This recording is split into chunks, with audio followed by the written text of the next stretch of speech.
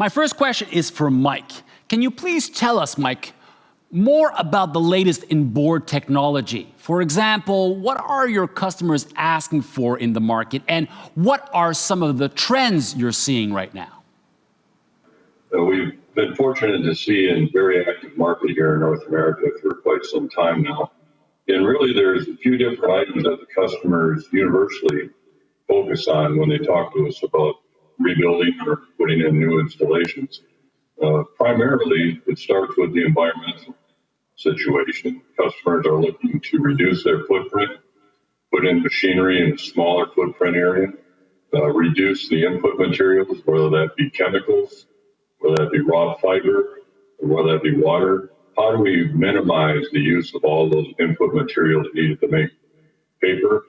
And then on the output side, how do we reduce emissions? Really cut back on what we're releasing back into the environment, making sure it's clean and pure before it's released in the environment. And obviously, energy consumption is a big issue that we face in our industry, and trying to find many ways to reduce the energy consumed in the paper making process.